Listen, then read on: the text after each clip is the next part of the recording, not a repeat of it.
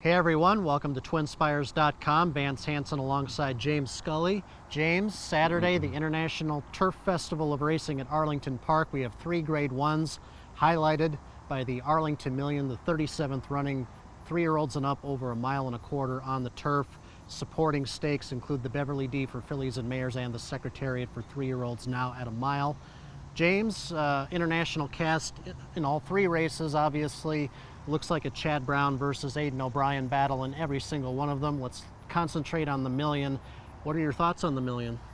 Well, my thoughts are I'm right there with that, your preview where you mentioned O'Brien and Chad Brown, because Chad Brown does have two very dangerous win contenders, and Bricks and Mortar, who's won 5 straight, arguably the leading contender for Horse of the Year right now in America, and Robert Bruce, who's the defending champ. But I'm going to try to beat both of them with Hunting Horn.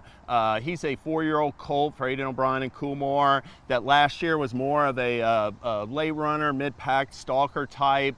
Didn't have a lot of, didn't show much speed. Even in the W.L. McKnight when he shipped over in January, didn't show a lot of speed in that. But he has significantly improved in recent months, in my opinion. You could see that Man of War where he played the role of the pace setter, wound up getting beat a length in 4th to Channel Maker in the end. And then he played a pace setter role for Magical in back-to-back races against Crystal Ocean and Enable. Last time in the King George, which had a star-studded cast, he ran a huge race to be 5th. No match for the top 3, but he outfinished a bunch of nice, great Group 1 winning horses in that field. I think he's on the upswing. And to me, the race doesn't really have any speed. Bandua is the only horse in there that looks like he's going to be forward in there. I think Hunting Horn can be either 1st or 2nd and will be in position to finish strongly in the stretch. Yeah, in years past, it doesn't take a European superstar to win the Million. We've seen Group 2, Group 3 types come over and upset the best horses in our country. But I think these top 2 from Chad Brown, Bricks and Mortar, and Robert Bruce, the defending champion, kind of set themselves apart so far this year. I don't like taking 3 to 5, 4 to 5 on Bricks and Mortar, but I do think he's started this season out so well. He is the best turf horse in the country, and I think he's going to continue his win streak in the Arlington Million. Robert Bruce obviously loves this track, loves this course. I expect him to run another big one, just as he did behind Bricks and Mortar in the Manhattan. Bandua is the horse that I find very intriguing to get a placing, not necessarily to win.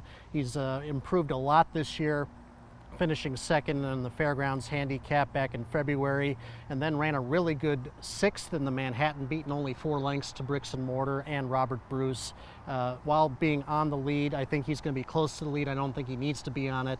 And he also comes off a course win in the Arlington Handicap. So he seems like a much improved turf horse, not grade A level grass horse in this country, but definitely one that can hit the board on Saturday.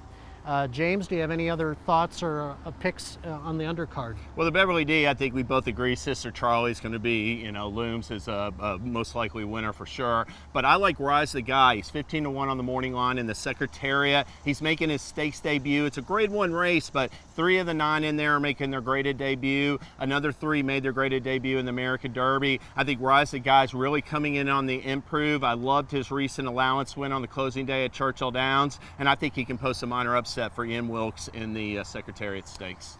My spot play is in the Bruce D Memorial on the Poly track, and I kind of like For Love of Country from the Jimmy DeVito barn.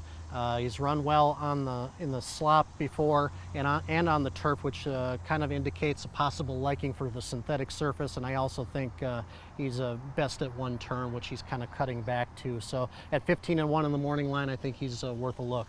James, what's your wager in the Million? All right, I got a $20 bet. I'm going to play $5 exacta box. I'm going to box a Hunting Horn with Robert Bruce and Bricks and Mortar. So if Hunting Horn runs 1st or 2nd with the other 2, each bet is a $5 box. It's basically 5 with 1-3, $20 wager. What's your bet, Vance? I'm going to do a Trifecta Wheel, $10 each. Key Bricks and Mortar on top, and I'm going to put Robert Bruce and Bandua for 2nd and 3rd. That's a total of $20. Good luck to everyone this Arlington Million weekend, and we'll see you next week.